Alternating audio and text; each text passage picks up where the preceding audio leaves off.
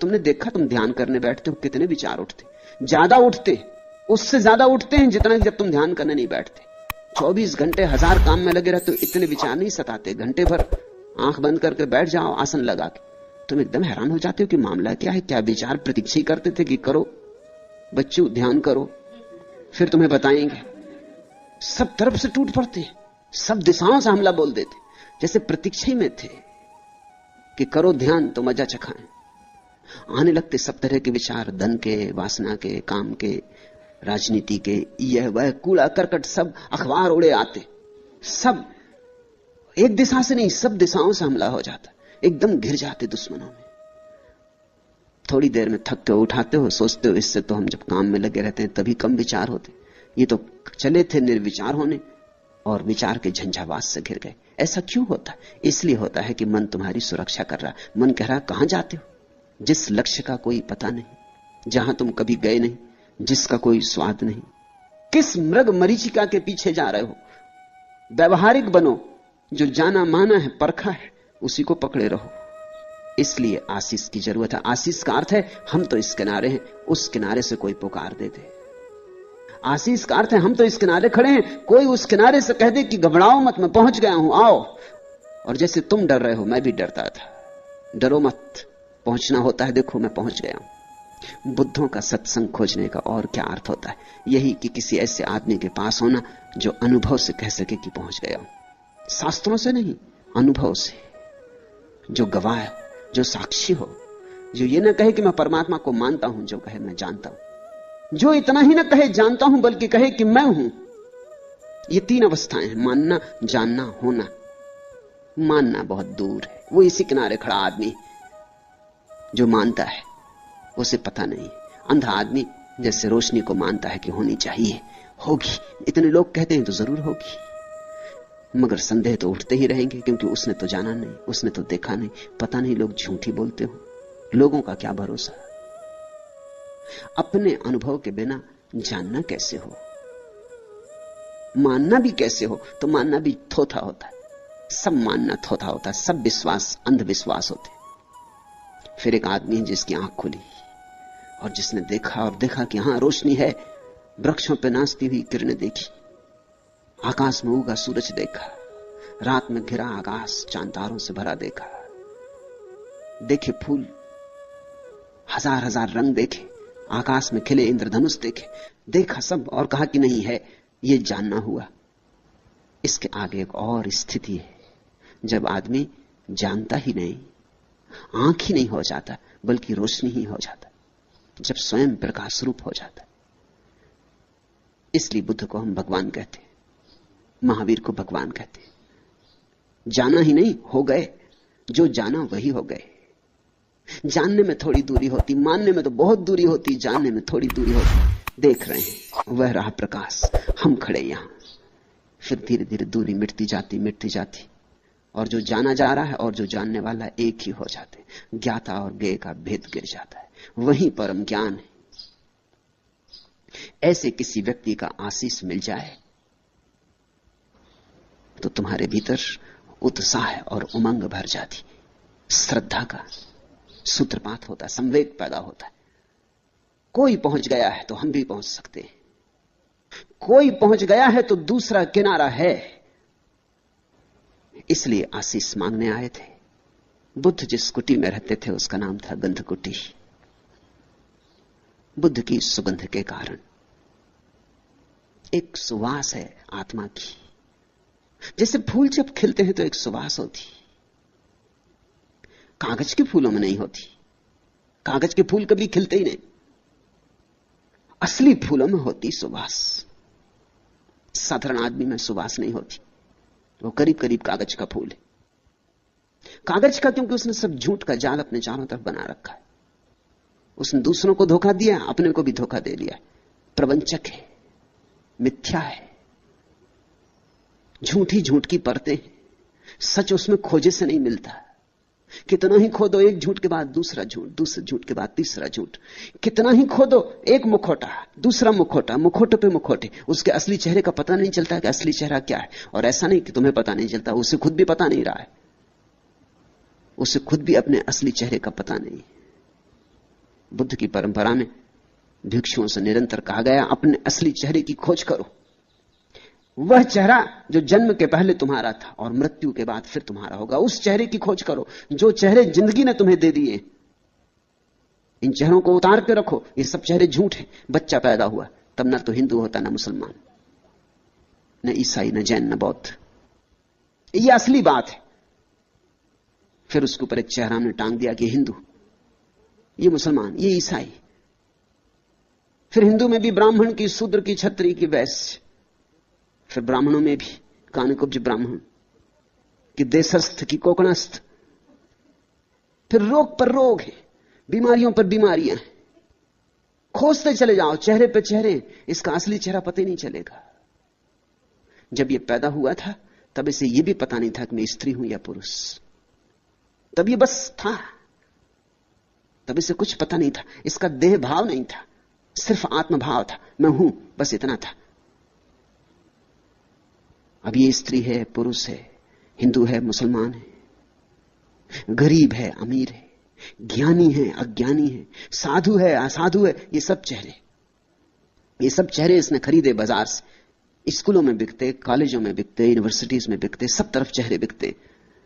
अब ये एमए हो गया, अब ये पीएचडी हो गया, अब ये डीलिट हो गया। यहां इस आश्रम में तुम्हें बहुत से पीएचडी बुहारी लगातू मिल जाएंगे। उन्होंने चेहरा उतार कर रख दिया, तुम पहचान भी नहीं सकोगे कि पीएचडी बुहारी लगा दे, उतार के रख दिया चेहरा। अभी एक युवती आई, मेडिसिन में पीएचडी है। मैंने उससे कहा कि तेरा क्या इरादा है? उसने कहा कि बस मुझे झाड़ू लगानी। किसी को मैं बताना भी नहीं चाहती कि मैं पीएचडी हूं मेडिसिन में, मुझे डॉक्टर नहीं बनना। तो मैंने कहा कि हमें एक अस्पताल की तो जरूरत है ही, सन्यासी बीमार पड़ते। तो उसने कहा अस्पताल में बुहारी लगा दूंगी, मगर नहीं, ये चेहरा मैं नहीं चाहती। मैं इतने दूर से सिर्फ यहां बुहारी लगाने आई। चेहरे उतारने पड़ते, उतार कर रख देने पड़ते। पश्चिम से युवक युवतियां सन्यास लेते हैं आके, वो कहते हैं अजीब बात है, हिंदुस्तान में जो मिलता है पहले यही पूछता है, डिग्री क्या, कहां तक पढ़े हो? ये बेपढ़े लिखों के सवाल है। ये पढ़ा लिखा आदमी नहीं पूछता ये बात। पढ़ा लिखा इसको क्या पूछेगा? ये बेपढ़े लिखों के सवाल। हिंदुस्तान तो बड़ा अजीब है, कहते हैं बड़ा आध्यात्मिक है, दिखता नहीं। तुम लोग मिले नहीं, ट्रेन में मिल जाए, पूछते हैं क्या काम करते, क्या तनख्वाह, ऊपर से क्या मिलता। एक तो तनख्वाह पूछना ही अपमानजनक है। किसी आदमी की तनख्वाह नहीं पूछनी चाहिए, क्योंकि हो सकता है बेचारे की छोटी तनख्वाह हो और कहने में संकोच हो और झूठ बोलना पड़े। उसकी नौकरी छोटी मोटी हो, वो क्लर्क हो कि किसी प्राइमरी स्कूल में मास्टर हो। अब तुम उसकी भद्द करवाने पर राजी हो। या तो वो सच बोले तो अपमानजनक मालूम पड़ता है, या झूठ बोले तुम उसे झूठ बोलने का उत्तेजना दे रहे, फिर तनख्वाह क्या मिलती। और इतने तक चैन नहीं है आध्यात्मिक लोगों को। आखिर में पूछते हैं ऊपर भी कुछ मिलता है कि नहीं। अगर ऊपर मिलता तो नौकरी अच्छी। हद हो गई। ऊपर मिलने का मतलब क्या होता है? चोरी, बेईमानी, रुश्वत, ये सब थोथे चेहरे हैं, और इन थोथे चेहरों पर हमें बड़ा भरोसा है। इसलिए तुम्हारी जिंदगी में सुवास नहीं, कागज के फूलों में गंध नहीं होती। तुम्हारा असली फूल तो मरा जा रहा है, तुम्हारा गुलाब का फूल तो सड़ा जा रहा है। कागज के फूलों ने चारों तरफ से उस पर घेरा डाल दिया है, उसको सांस लेने की सुविधा नहीं है। तुम्हारे गुलाब के फूल को अवसर नहीं है कि वो सांस ले ले, कि रोशनी में उठ जाए, कि पखरियां खोल दे। जगह नहीं है, अवकाश नहीं, सब स्थान कागज के फूलों ने भर दिया है। बुद्ध में गंध होती, क्योंकि बुद्ध के सब कागज फूल गिरा दिए गए, जला दिए गए। बुद्ध का अर्थ होता है जिसने अपने असली चेहरे को पा लिया। अब जो फिर वैसा हो गया जैसा निर्दोष बच्चा होता है, पहले दिन का बच्चा होता है, सिर्फ है, न कोई परिभाषा, न कोई सीमा, असीम हो गया। फिर इस सरलता में सुगंध है, सुवास है। सरलता के अतिरिक्त और कहीं सुवास नहीं। इस सहजता में सुगंध है। इसलिए बुद्ध की कोठी का नाम था गंध कोठी। वहां फूल खिला था, मनुष्यता का फूल। याद रखना, तुम भी फूल हो, चाहे अभी कली में दबे हो, या हो सकता है अभी कली भी पैदा ना हुई, अभी वृक्षों की किसी शाखा में दबे हो, या हो सकता है अभी वृक्ष भी पैदा ना हुआ हो, किसी बीज में पड़े हो, मगर तुम भी फूल हो। और अपनी सुगंध को खोजना है, और अपनी सुगंध को मुखर करना है, अपनी सुगंध को प्रकट करना है, अभिव्यंजना देनी। जो गीत तुम्हारे भीतर पड़ा है उसे गाया जाना है, और जो नाच तुम्हारे भीतर पड़ा है उसे नाचा जाना है। नाचोगे, गाओगे, खिलोगे तो ही परितृप्ति है। उस परितृप्ति में ही, उस संतोष में ही एक सुगंध है जो इन नासापुटों से नहीं पहचानी जाती। उसे पहचानने के लिए भी और नासापुट चाहिए। जैसे भीतर की आंख होती है, ऐसे भीतर के नासापुट भी होते। जरूरी नहीं कि तुम बुद्ध के पास जाओ तो तुम्हें सुगंध मिले। तुम अगर अपनी दुर्गंध से बहुत भरे हो तो शायद तुम्हें बुद्ध की सुगंध का पता भी ना चले। तुम अगर अपने शोरगुल से बहुत भरे हो तो तुम्हें बुद्ध का शून्य और संगीत कैसे सुनाई पड़ेगा। गंध कुटी के चारों ओर जूही के फूल खिले थे। शास्ता ने उन भिक्षुओं को कहा, भिक्षुओं, जूही के खिले इन फूलों को देखते हो? एक फूल तो बुद्ध का खिला था, मगर शायद अभी ये भिक्षु उसे नहीं देख सकते, इसलिए मजबूरी है। और बुद्ध को कहना पड़ा, भिक्षुओं, इन जूही के खिले फूलों को देखते हो? ये सुवासित फूल, इन पर ध्यान दो। इन फूलों में कई राज छिपे हैं। एक तो कि ऐसे ही फूल तुम हो सकते हो, ऐसी ही सुवास तुम्हारी हो सकती है। दूसरा, ये फूल सुबह खिलते हैं, सांझ मुरझा जाते। ऐसा ही ये मनुष्य का जीवन है। इसमें मोह मत लगाना। ये आया है, ये जाएगा। इसमें मुट्ठी मत बांधना। इसके साथ कृपणता का संबंध मत जोड़ना। ये तो आया है और जाएगा। जन्म के साथ ही मृत्यु का आगमन हो गया है। ये फूल अभी कितने खुश दिखाई पड़ते, सांझ मुरझा जाएंगे, गिर जाएंगे, धूल में खो जाएंगे। ऐसा ही जीवन है। जो जीवन को पकड़ना चाहता है वो सदा दुख में ही रह जाता है। जीवन को पकड़ो मत, ये पकड़ा जा नहीं सकता, बहता है बहने दो। इसे समझो, ये ध्यान की आधारशिला है। तुम्हारे जीवन का दुख क्या है? तुम्हारे जीवन का मौलिक दुख यही है कि जो रुकेगा नहीं उसे तुम रोकना चाहते हो। तुम्हारे जीवन का मौलिक दुख यही है कि जो नहीं होगा उसे तुम करना चाहते हो, जो हो ही नहीं सकता। जैसे तुम जवान हो तो तुम सदा जवान रहना चाहते हो, ये हो ही नहीं सकता तो दुखी होने वाले हो। दुख कोई तुम्हें दे नहीं रहा है, तुम अपना दुख पैदा कर रहे हो। जवान को बूढ़ा होना ही पड़ेगा, इसमें कुछ बुराई भी नहीं, प्रवाह है। जवानी का अपना सौंदर्य है, बुढ़ापे का अपना सौंदर्य। और अगर बुढ़ापा तुम्हें कुरूप दिखाई पड़ता है तो उसका एक ही कारण है कि यह बूढ़ा आदमी अभी भी जवानी को पकड़ने की कोशिश में होगा जो उसके हाथ से छूट गई, इसलिए बुढ़ापे का निश्चिंत भोग नहीं कर पा रहा है। नहीं तो बचपन का अपना सौंदर्य है, जवानी का अपना सौंदर्य, बुढ़ापे का अपना सौंदर्य। और ध्यान रखना, बुढ़ापे का सौंदर्य सबसे बड़ा सौंदर्य, क्योंकि सबसे अंत में आता है। वो फूल आखिरी है। इसलिए तो इस देश में हम बूढ़े को आदर देते। सब बूढ़े आदर के योग्य होते नहीं, इसे जान के भी देते। मान्यता भीतर यह है कि अगर कोई आदमी बचपन में पूरी तरह बचपन जिया हो और जब बचपन चला गया तो पीछे लौट के ना देखा हो, दो आंसू ना बहाए हो उसके लिए।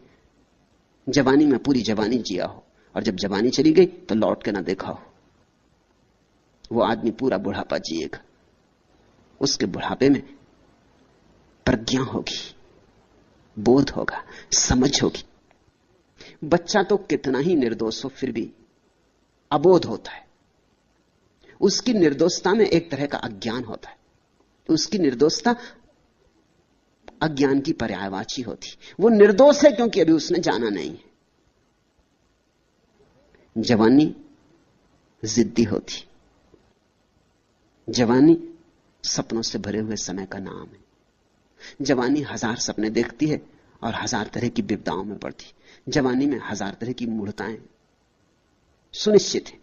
जवानी एक तरह की मूढ़ता है, एक तरह का नशा है। जवानी एक तरह की मदहोशी है। जवानी में बड़ी गति है और बड़ी त्वरा है और बड़ी ऊर्जा है, लेकिन बड़ी विक्षिप्तता भी है। बुढ़ापा में जवानी की मूढ़ता गई, विक्षिप्तता गई, पागलपन गया, जवानी का जोश खरोश गया, जवानी की उत्तेजना ज्वर गया, बचपन का अज्ञान गया। जीवन के सारे अनुभव बूढ़े को ताजा कर जाते, निखार जाते, शुद्ध कर जाते।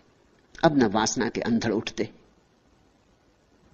न बचपन का अज्ञान खिलौनों में उलझाता, न जवानी की विक्षिप्तता पद, धन, प्रतिष्ठा की दौड़ में महत्वाकांक्षा जगाती। एक शांति उतरनी शुरू हो जाती। बूढ़ा एक अपूर्व संतोष से भरने लगता। सब जो देखना था देख लिया, सब जो जानना था जान लिया, अब घर लौटने लगता। लेकिन हमारी तकलीफ यह है कि हम में से बहुत कम लोग बूढ़े हो पाते हैं। बूढ़े हों कैसे? जो बूढ़े हैं वो भी अभी जवानी का विचार करते रहते, बचपन का विचार करते रहते, कहते हैं अरे वो दिन गजब के थे। जो आदमी ये कहे कि जो दिन बीत गए वो गजब के थे, समझना ये आदमी बढ़ नहीं पाया, ये प्रौढ़ नहीं हुआ। क्योंकि अगर वो दिन गजब के थे तो ये दिन और गजब के होने चाहिए, क्योंकि उन्हीं गजब के दिनों के ऊपर खड़े। और जब ये दिन गजब के नहीं है तो वो दिन भी गजब के नहीं हो सकते। जब बुढ़ापे में सौंदर्य नहीं है तो जवानी कैसे सुंदर रही होगी? अगर गंगा सागर में गिरने के करीब गंगा नहीं है तो गंगोत्री में कैसे गंगा रही होगी? बूढ़ा आदमी एक अभिनव सौंदर्य से भर जाता है, उसके सौंदर्य में एक शीतलता होती है, जवानी की गर्मी नहीं। और बूढ़ा आदमी फिर सरल हो जाता है, लेकिन उसकी सरलता में बुद्धिमत्ता होती, बच्चे का अज्ञान नहीं। बुढ़ापा अद्भुत है। और जो आदमी ठीक से बूढ़ा हो गया, न पीछे लौट तक देखता जवानी को, न याद करता बचपन को, वो आदमी अब मृत्यु में भी उतने ही आनंद से प्रवेश कर सकेगा। क्योंकि बुढ़ापे का डर क्या है कि कहीं मैं बूढ़ा ना हो जाऊं? वो डर यही है कि बुढ़ापे के बाद फिर आखिरी कदम मौत है। तो जवान जवानी में रुक जाना चाहता है, सब तरह की चेष्टाएं करता है, किसी तरह पैर जमा के खड़ा हो जाऊं, ये जो नदी की धार सब बहाए ले जा रही, ये मुझे अपवाद की तरह छोड़ दे। तो दुख ही दुख होगा। सुख किसे होता है? सुख उसे होता है जिसकी जीवन से कोई मांग नहीं, जीवन जो करता है उसे स्वीकार करने का भाव है, तथाता में सुख है। जवानी तो जवानी में, बुढ़ापा तो बुढ़ापा। आज किसी का प्रेम मिला तो प्रेम, और कल प्रेम खो गया तो उतना ही शांत भाव। आज महल थे तो ठीक, कल झोपड़े आ गए तो ठीक। लेकिन दुनिया में दो तरह के मूड हैं। अगर झोपड़ा है तो वो चाहते हैं महल होना चाहिए, अगर महल है तो वो चाहते हैं झोपड़ा होना चाहिए। बड़ी मुश्किल है, आदमी जहां है वहां राजी नहीं। अगर झोपड़ा है तो वो कहते हैं जब तक महल ना मिल जाए मैं सुखी नहीं हो सकता, और महल मिल जाए तो आदमी सोचने लगता है महलों में कहां सुख है, जब तक मैं भिखारी ना हो जाऊं सड़क का तब तक कहां सुख होने वाला है। गरीब अमीर होने की सोचता, अमीर गरीब होने की सोचता है। लेकिन तुम जो हो जहां हो उसको जीते नहीं। तुम जो हो, जिस क्षण में हो, जहां हो, जैसे हो, उस क्षण को पूरे समग्रता से जी लो, उससे अन्यथा की मांग ना करो। जब वो क्षण चला जाएगा कोई अड़चन ना होगी, नया क्षण आएगा, नए क्षण के साथ नया जीवन आएगा।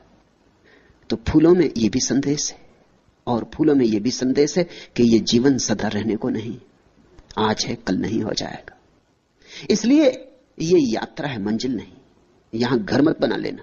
सम्राट अकबर ने फतेहपुर सीकरी का नगर बसाया, बस तो कभी नहीं पाया। नगर बसते कहां? जब तक नगर बसा तब तक अकबर के मरने के दिन करीब आ गए, फिर जा नहीं पाया। नगर सदा से बेबसा रहा, लेकिन बनाया सुंदर नगर था, सुंदरतम नगरों में एक बनाया था। और एक एक चीज बड़े ख्याल से रखी थी, एक एक चीज, एक एक ईंट बड़े सोच विचार कर रखी गई थी। जो पुल फतेहपुर सीकरी को जोड़ता है, उस पुल पर क्या वचन लिखे जाएं, तो अकबर ने सालों उस पर विचार किया था। नगर द्वार पर स्वागत के लिए क्या वचन लिखे जाएं। फिर जीसस का प्रसिद्ध वचन चुना था। वचन है कि यह संसार एक सेतु है, इससे गुजर जाना, इस पर घर मत बना लेना। फूल में यह संदेश है, यहां सब बीत जाएगा, घर मत बना लेना। घर जो बना लेता है जीवन में वही गृहस्थ है, और जो घर नहीं बनाता वही संन्यास्त है। संन्यास के लिए घर छोड़ के जाने की जरूरत नहीं, संन्यास के लिए घर बनाने की आदत छोड़ने की जरूरत है। संन्यास के लिए यहां कोई घर घर नहीं है, सभी सराएं, जहां ठहरे वहीं सराएं। इसका यह मतलब नहीं है कि सराय को गंदा करो, कि सराय है अपने को क्या लेना देना। इसका यह भी मतलब नहीं कि सराय कैसी भी हो तो चलेगा। सराय को सुंदर करो, सुंदरता से रहो, लेकिन ध्यान रखो कि जो आज है वो कल चला जाएगा। यह जीवन का स्वभाव है। तो बुद्ध ने कहा, भिक्षुओं, जुए के इन खिले फूलों को देखते हो, ये सांझ मुरझा जाएंगे। ऐसा ही क्षणभंगुर जीवन है, अभी है अभी नहीं। इन फूलों को ध्यान में रखना भिक्षुओं। यह स्मृति ही क्षणभंगुर के पार ले जाने वाली नौका है। क्यों? जो क्षणभंगुर को पकड़ना चाहता है उसके भीतर विचारों का तूफान उठेगा। विचार है क्या? क्षणभंगुर को पकड़ने की चेष्टाएं। क्षण भंगुर को थिर करने की चेष्टाएं। विचार है क्या? घर बनाने की ईंटें। इसलिए जो क्षण भंगुर को पकड़ना नहीं चाहता, उसके भीतर विचार अपने आप छीन हो जाते। सार ही क्या है? जब सब चला जाना है तो इतने सोच विचार से क्या होगा? इतनी योजनाएं बनाने का क्या अर्थ है? अतीत चला गया, भविष्य भी आएगा और चला जाएगा, और वर्तमान बहा जा रहा है। जी लो बजाय योजनाएं करने के। जैसे जैसे विचार कम होते वैसे वैसे ध्यान प्रकट होता। ध्यान है निर्विचार चित्त की दशा। वही नौका है, वही पार ले जाएगी। विचारों ने बांध रखा है जंजीरों की तरह इस तट से, ध्यान ले जाएगा नौका की तरह उस तट पर। भिक्षुओं ने फूलों को देखा और संकल्प किया, संध्या तुम्हारे कुम्भलाकर गिरने के पूर्व ही हम ध्यान को उपलब्ध होंगे, हम रागादि से मुक्त होंगे। फूलो तुम हमारे साक्षी रहो। भगवान ने कहा साधु साधु। जब भी वे आशीष देते थे तो यही उनका आशीष था, साधु साधु। धन्य हो कि साधुता का जन्म हो रहा है, धन्य हो कि सरलता पैदा हो रही, धन्य हो कि ध्यान की तरफ तुम्हारी दृष्टि जा रही, धन्य हो कि इस साधना में रस उमग रहा है। साधु साधु ऐसा कहकर अपने आशीषों की वर्षा की। तब ये सूत्र उन्होंने कहे थे, शून्य ग्रह में प्रविष्ट शांत चित्त भिक्षु को भली भांति से धर्म की विपස්සना करते हुए अमानुषी रति प्राप्त होती। जो व्यक्ति शून्य ग्रह में ठहर जाए, जो अपने भीतर निर्विचार हो जाए, जिसके भीतर विचारों की तरंगें ना उठती हो, शून्य यानी निर्विचार, जो व्यक्ति शून्य हो जाए वही शांत चित्त है। जो लोग तुम्हें साधारणतः शांत चित्त दिखाई पड़ते हैं, वह शांति सिर्फ ऊपर से साधी गई है, क्योंकि भीतर तो विचारों का बवंडर चल रहा है। चुप होने से कोई शांत नहीं होता, न बोलने से कोई शांत नहीं होता, न सोचने से शांत होता है। तुम ऊपर से बिल्कुल पत्थर की मूर्ति बन के बैठ सकते हो और भीतर विचार चलते रहे, तो इस पत्थर की मूर्ति बनने से कुछ भी नहीं होगा। एक युवक दीक्षा लेने एक सदगुरु के पास पहुंचा, एक बौद्ध भिक्षु के पास। बौद्ध भिक्षु एक बुद्ध मंदिर में रहता था। जब वह युवक आया तो उस गुरु ने पूछा कि पहले कहीं और कुछ सीखा है? उसने कहा, पहले मैं एक योगी के पास सीखा हूं। क्या सीखियो? उस युवक ने जल्दी से पालथी मार ली, पद्मासन में बैठ गया, आंखें बंद कर ली। 2 मिनट तक गुरु देखता रहा। उसने कहा कि वह आंखें खोलो और रास्ता पकड़ो। उसने कहा, रास्ता पकड़ू? मैं आपके पास शिष्य होने आया हूं। उस गुरु ने कहा, यहां पत्थर की मूर्तियां इस मंदिर में बहुत है, हमें और जरूरत नहीं, इन्हीं को साफ संभाल करते बहुत झंझट हो रही। ये पद्मासन लगा के तुम बैठ गए, लेकिन भीतर तुम्हारे मैं पूरा बाजार देख रहा हूं। पद्मासन लगाने से क्या होगा? शीर्षासन लगाने से भी क्या होगा? भीतर से बाजार बंद होना चाहिए। वही एकमात्र वास्तविक आसन है। शरीर के आसनों में मत उलझ जाना। असली सवाल मन का है। वहां शून्यता होनी चाहिए तो शांत चित्त होता कोई, और जो शांत चित्त होता वही धर्म की विपස්සना कर पाता है। विपස්සना का अर्थ होता है लौट के देखना। जो पतंजलि के शास्त्र में पतंजलि ने जिसे प्रत्याहार कहा है, पीछे लौट कर जाना, जिसको महावीर ने प्रतिक्रमण कहा है, आक्रमण यानी बाहर जाना, दूसरे पे हमला, प्रतिक्रमण यानी अपने पर आना, जिसको जीसस ने मेटानॉया कहा है, वापसी, उसी को बुद्ध विपස්සना कहते हैं। विपස්සना का अर्थ होता है लौट के अपने स्रोत को देखना। जब विचारों का जाल हट जाता है और सामने सिर्फ शून्य रह जाता, तभी तुम लौट के पीछे देख सकते हो। नहीं तो विचार तुम्हें पकड़े रहते हैं, लौटने नहीं देते। विचारों के उलझाव के कारण तुम अपने मूल स्रोत को देखने से वंचित रह जाते हो। जो उस मूल स्रोत को देख लेता है, ये बुद्ध का वचन बड़ा अद्भुत है, वो अमानुषी रति को उपलब्ध हो जाता है। वो ऐसे संभोग को उपलब्ध हो जाता है जो मनुष्यता के पार है, जिसको मैंने संभोग से समाधि की ओर कहा है, उसको ही बुद्ध अमानुषी रति कहते। एक तो रति है मनुष्य की, स्त्री और पुरुष की, क्षण भर को सुख मिलता है या आभास होता है कम से कम। फिर एक और रति है जब तुम्हारी चेतना अपने ही मूल स्रोत में गिर जाती, जब तुम अपने से मिलते हो। एक तो रति है दूसरे से मिलने की, और एक रति है अपने से मिलने की। जब तुम्हारा तुमसे ही मिलना होता है, उस क्षण जो महा आनंद होता है वही समाधि है। संभोग में समाधि की झलक है, समाधि में संभोग की पूर्णता है। जैसे जैसे भिक्षु 5 स्कंधों रूप, वेदना, संज्ञा, संस्कार और विज्ञान की उत्पत्ति और विनाश पर विचार करता है, वैसे वैसे वह ज्ञानियों की प्रीति और प्रमोद रूपी अमृत को प्राप्त करता है। एक तो अज्ञानी का प्रेम है, एक ज्ञानी का प्रेम है। धन्यभागी हैं वे जो ज्ञानी की प्रेम दशा को पालें, अभागे हैं वे जो अज्ञानी के प्रेम में ही पड़े रहें और भटक जाएं। इनके भेद को ख्याल में लेना। अज्ञान से भरा हुआ प्रेम क्या है? अज्ञान से भरा हुआ प्रेम ऐसा है जिसमें प्रेम का कोई कण भी नहीं है, कुछ और ही है, बात कुछ और ही। तुम अकेले होने में ऊबते हो, इसलिए किसी को प्रेम करते हो कि अकेले होने में मजा नहीं आता, अकेले होने में ऊब आती है, उदासी आती, अकेले होने में घबराहट होती, किसी का साथ चाहिए, किसी का साथ तुम्हारे लिए एक जरूरत है। यह अज्ञानी का प्रेम है। ज्ञानी का प्रेम क्या है? ज्ञानी अकेले होने में परम आनंद से भरता, अकेले होने में परेशान नहीं होता, अकेले होने में परम आनंद से भरता है। लेकिन इतने आनंद से भर जाता है कि अब उस आनंद को बांटना चाहता है, किसी को देना चाहता है। अज्ञानी का प्रेम मांगता है, ज्ञानी का प्रेम देता है। बुद्ध ने खूब दिया, समस्त सद्गुरुओं ने दिया। मिलेगा तो देना ही पड़ेगा। जब दिया जलेगा तो रोशनी बिखरेगी, और जब फूल खिलेगा तो सुगंध उड़ेगी हवाओं पर। इसे रोका नहीं जा सकता। अज्ञानी का प्रेम कैसा है? अज्ञानी का प्रेम ऐसा मिल जाए, भिखारी का प्रेम है। पति पत्नी से चाह रहा है कि कुछ दो, मैं अकेले में बड़ा उदास हो रहा हूं, मुझे कुछ रस दो, और पत्नी भी कह रही मुझे कुछ रस दो। दोनों भिखारी एक दूसरे से मांग रहे हैं, देने की तैयारी किसी की भी नहीं, तो कलह तो होगी ही। इसलिए पति पत्नी के बीच जो कलह है वो शाश्वत है। उस कलह का मूल कारण पति और पत्नी की कोई खराबी नहीं, अज्ञानी का प्रेम है। दोनों मांग रहे हैं। 2 भिखारी रास्ते पर खड़े हो गए, समझ लो कि दोनों अंधे भिखारी, इसलिए देख भी नहीं पाते कि दूसरा भी भिखारी।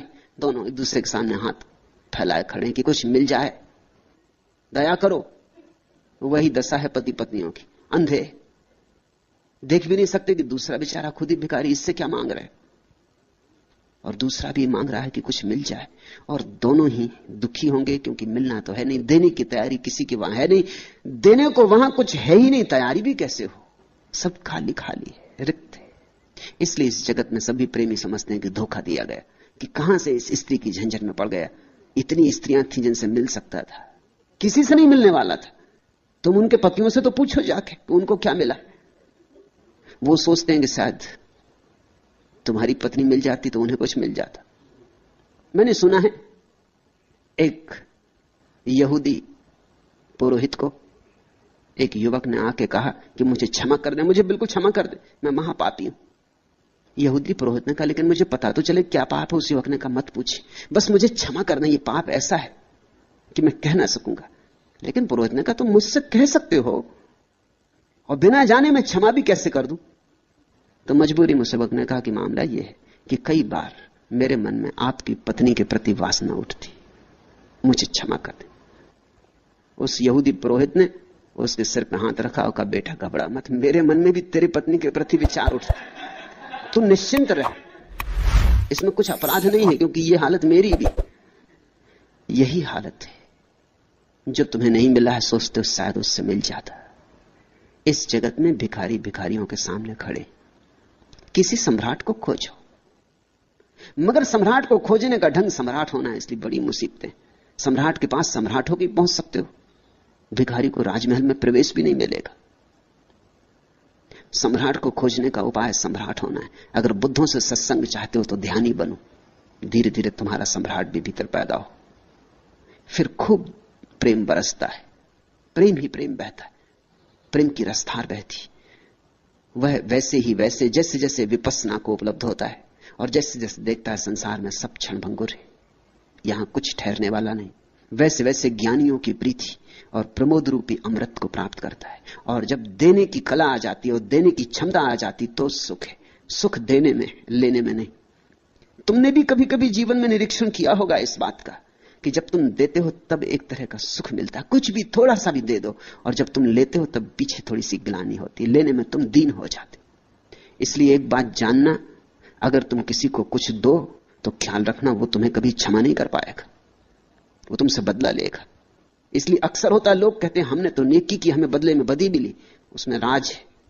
इसलिए ज्ञानियों ने कहा नेकी कर और कुएं में डाल, फिर उसको बिल्कुल भूल ही जा, उसकी याद ही मत दिलाना, नहीं तो जिस आदमी के साथ नेकी की वही तेरी गर्दन काटेगा, क्योंकि उसको तूने दीन कर दिया। एक आदमी आया, तुमने उसे 100 रुपए दे दिए और तुम्हारे मन में बड़ा नेकी का भाव उठा कि देखो कितना गजब का काम कर रहे हैं, इसको 100 रुपए दे रहे हैं। तुम तो गजब का काम कर रहे हो, उस आदमी पे क्या गुजर रही, वो ये देख रहा है कि अच्छा कभी मौका मिला तो देख लेंगे, तुम ऐसे अकड़े जा रहे हो, ऐसे फूले जा रहे हो, आज हम मुसीबत में हैं, ठीक है, हाथ फैलाने पड़े तुम्हारे सामने, ठीक है। वो सदा प्रार्थना करेगा कभी ऐसा दिन आए कि तुम भी हमारे सामने हाथ फैलाओ, तभी वो तुम्हें क्षमा कर पाएगा, नहीं तो क्षमा नहीं कर पाएगा। वो तुम्हारा दुश्मन हो गया, तुमने एक दुश्मन बना लिया। देना इस ढंग से कि लेने वाले को पीड़ा ना हो, तो ही, नहीं तो तुम क्षमा नहीं किए जा सकोगे। देना इस ढंग से कि लेने वाले को पता ना चले, इसलिए गुप्त दान की महिमा है।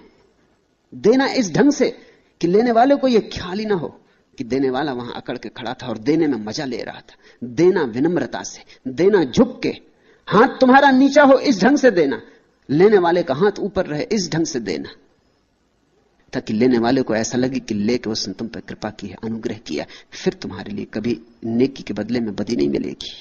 जिसके भीतर देने की पात्रता आ जाती है, पात्र भर जाता है प्रेम से, उसी के भीतर प्रमोद होता है। प्रमोद है देने का आनंद, सबसे बड़ा आनंद है इस जगत में देने का आनंद, और सबसे बड़ी देने की चीज है इस जगत में ध्यान। नंबर 2 पर प्रेम। ये 2 बड़ी से बड़ी संपदाएं हैं, ध्यान की और प्रेम की। जो सेवा सत्कार स्वभाव वाला है और आचार कुशल है, वह आनंद से ओतप्रोत होकर दुख का अंत करेगा। जैसे जूही अपने कुमलाए फूलों को छोड़ देती, वैसे ही है भिक्षुओं, तुम राग और द्वेष को छोड़ दो।